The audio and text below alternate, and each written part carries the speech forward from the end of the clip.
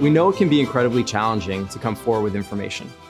We also know it can be very liberating for people. It can be very satisfying. And that's why we designed a 7-step confidential source process.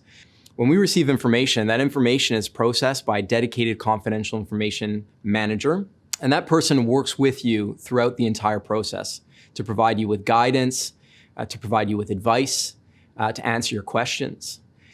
Now, the first step in that process is a disclosure of misconduct. And that's when you write to us. So the first thing that we're going to do is we're going to acknowledge reception. It's really important for us that you know we received your information. The next thing we're going to do is we're going to record that information in our secure database. And we'll also qualify you as an informant, which is really the first step of confidential source in our process. It allows you a basic set of protections. The second step in our process is information evaluation. And that's when we really start to engage you in a dialogue. We want to ask you questions. We want to evaluate your answers. It also affords you an opportunity to ask us questions as well. The next thing we do is step 3, and that's either an in-person interview or a virtual interview. We're really only just building on what we did in step 2 in terms of that dialogue, but now it gives us an opportunity to see each other face-to-face, get more details, build that trust within our confidential relationship. And all that information evaluation that we're gathering helps us to transition to step 4, which is where we decide whether your information meets the threshold to investigate. Now, within step 4, we have various options. One of the options is to work with our investigations unit, which is within the WADA Intelligence and Investigations Department, and they handle kind of global, sophisticated, detailed doping allegations.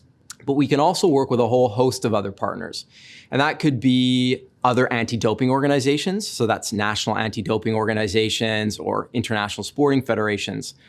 But it's also, in certain cases, law enforcement. Really what we're trying to do is we're trying to decide who's best placed to pursue the information that you've collected.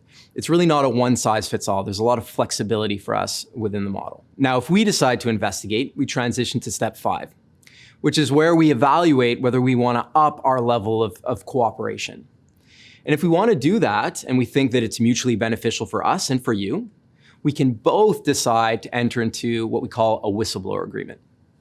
Now, whistleblower status or whistleblower agreement, all it means is that we've upped that level of cooperation, and now you've moved from an informant category to whistleblower, which is the highest level of confidential source within our program.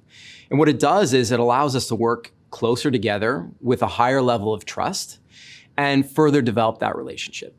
It's not something we enter into lightly. We want to give you a full briefing on what it means to work with us as a whistleblower. And what we do is we transition from this step 5, which is offering this whistleblower status, to really kind of getting in the trenches and doing more investigative work and more intelligence gathering. And that's step 6, which is ongoing communications. We really want to work very closely together. We want to be in constant contact. We're going to potentially ask you to further develop your access to that information.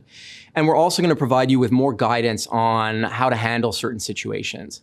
It's also an opportunity, as I said, for you to come back to us and ask us more questions and get further involved in the program. But it's really the operational phase of the work we do together.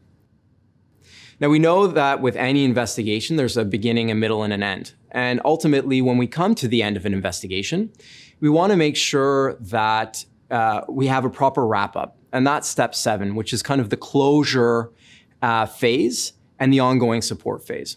So what we do in step 7 is we provide you with a briefing where we're going to explain to you some of the results of the investigation. What we also want to do is we really want to recognize your contributions.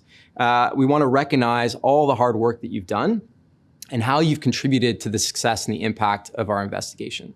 But the process doesn't end there. The process of communication and keeping those lines of communication continues, in the sense that maybe that acute investigation that we did, maybe that's calmed down, but we never know when you might need our help for further support, or where you might come across additional information that can help us build our intelligence picture going forward.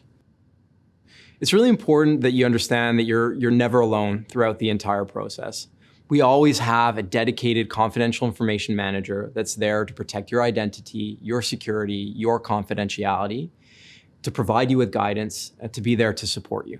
We don't dictate terms to you, we find solutions together. You're in control of the process every step of the way. But if you have additional questions, we have a detailed document on our website, which can give you additional information on the 7-step confidential source process, who we are as a unit, and also how we work. It's also important to underline our Speak Up tool, which is our secure global whistleblower hotline. Now, the Speak Up tool allows you anywhere in the world to provide us with allegations on doping misconduct. We, myself and my team and the other confidential information managers, are there to listen to the information that you provide and to make sure that you're properly supported. We want to maximize the impact your information can have so that we can help level the playing field and raise the game.